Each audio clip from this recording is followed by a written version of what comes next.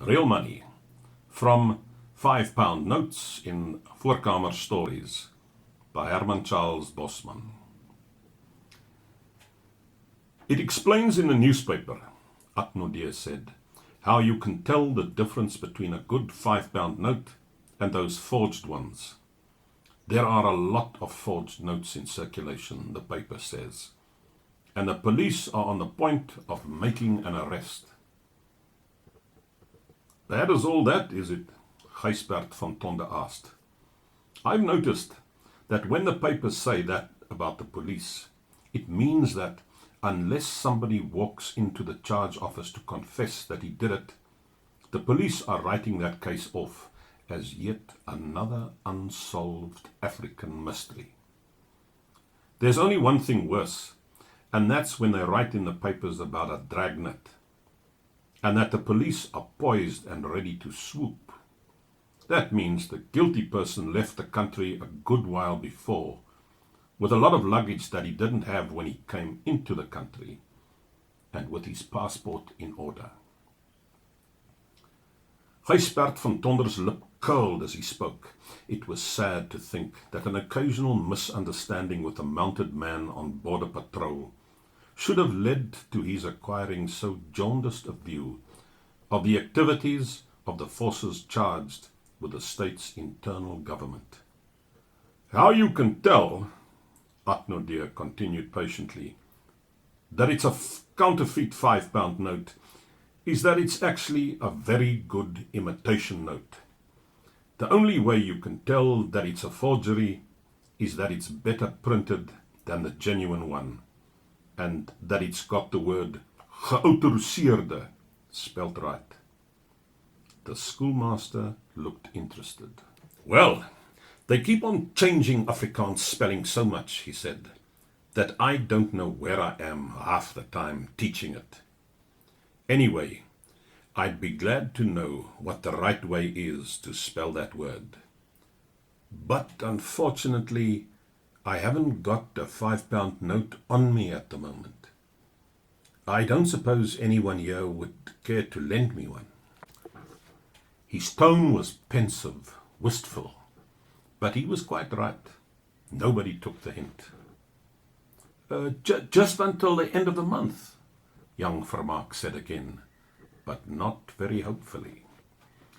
After an interval of silence, Atnodia said that even if somebody were to lend the schoolmaster a £5, which, in his own opinion, did not seem very likely, it would still not help him with the spelling of that word, because it was the genuine banknote that had the spelling wrong, spelling it the old way. Only the counterfeit note had the correct new spelling. Yuri Steyn said that was something that had him beat now, calling it the counterfeit note just because it had better printing and spelling than the genuine note. It was one of those things that made his head reel, Yuri Steyn added. No wonder a person sometimes felt that he didn't know where he was in the world. Saying that just because it's better than the real note, Yuri Steyn continued, then for that reason it's no good.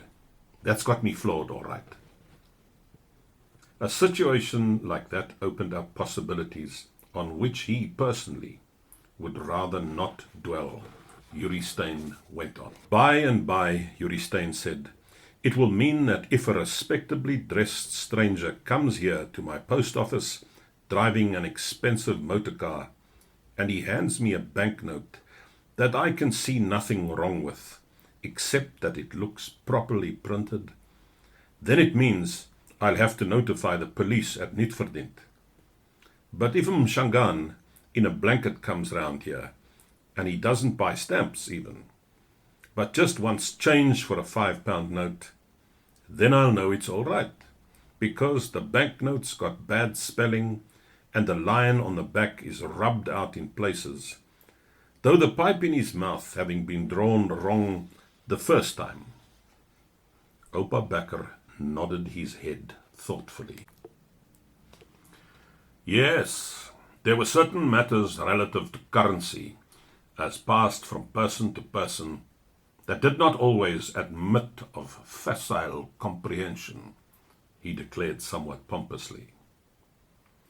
Take the time the Stellaland Republic issued its own banknotes now, Oupa Becker said.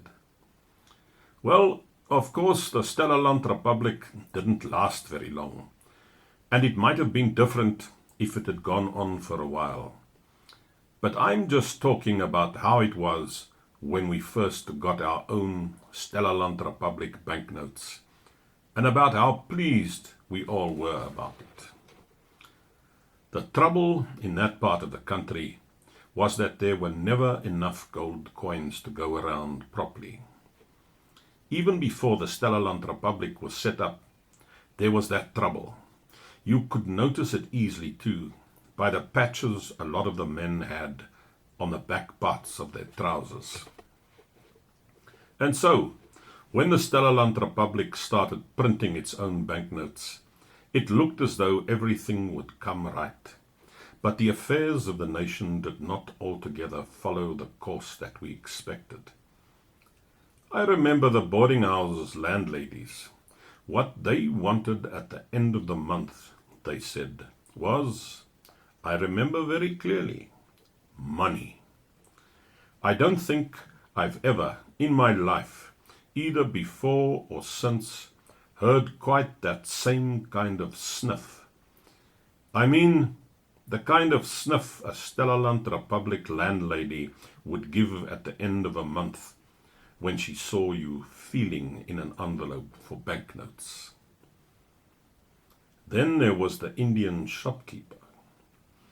I was once with my friend Giel Haasbroek in the Indian store, and I'll never forget the look that came over the Indian's face when Giel Haasbroek produced a handful of Stellaland Republic banknotes to pay him. Among other things, what the Indian said was that he had a living to make, just like all of us. But these banknotes are perfectly good, Giel Haasbroek said to the Indian. Look, there's a picture of the Stellaland Republic eagle across the top here. And here, underneath, you can read for yourself the printed signatures of the President and the Minister of Finance, signed with their own names too. I'll never forget how the Indian shopkeeper winced then either. The Indian said that he had nothing against the eagle. He was willing to admit that it was the best kind of eagle that there was. He wouldn't argue about that. Where he came from, they didn't have eagles. And if you were to show him a whole lot of eagles in a row, he didn't think he'd be able to tell the one from the other. Hardly, the Indian said. We must not misunderstand him on that point. The Indian took pains to make it clear to us.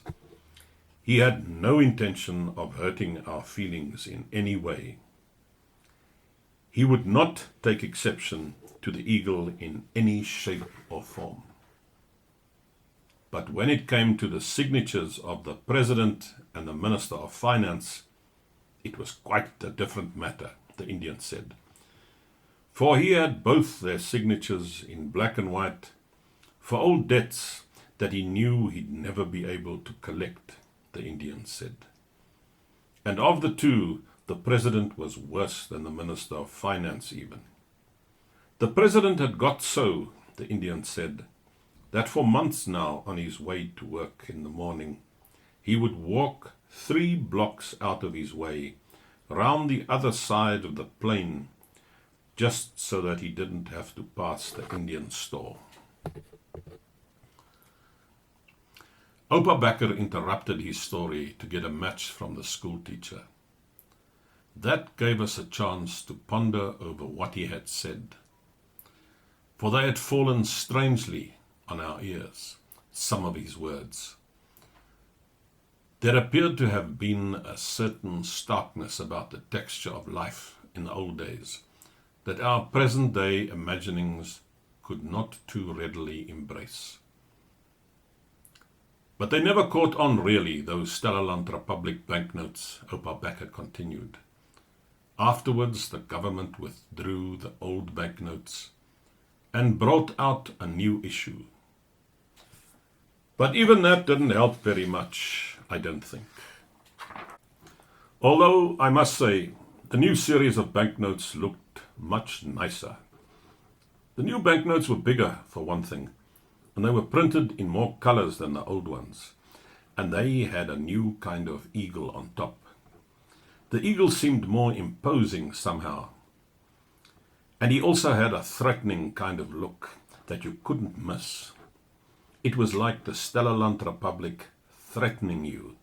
If you got tendered one of those notes for board and lodging, and you were hesitating about taking it. But all the same, those banknotes never really seemed to circulate very much. Maybe the Indian storekeeper was right in what he said. Perhaps, after all, it wasn't the eagle so much that they should have changed as those two signatures on the lower portion of the banknote. Perhaps they should have been signed so that you couldn't read them. And, as I have said, the queer thing is that there was nothing wrong with those Stellaland Republic banknotes. They weren't counterfeit notes in any way, I mean. They were absolutely legal. The eagle and the printing were both all right.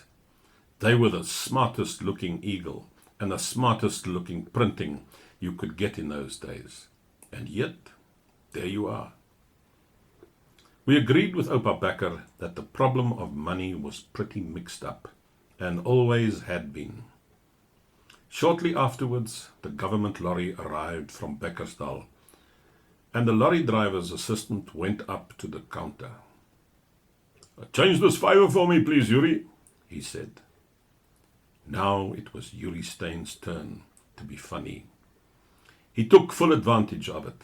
He turned the note over several times. "The printing looks all right," Yuri Stein said. "And for all I know, the spelling's also all right. And the line hasn't got a pipe in his mouth. What kind of fool do you think I am, handing me a note like this? About the only thing it hasn't got on is an eagle." The lorry driver's assistant looked at Yuri Stein, mystified.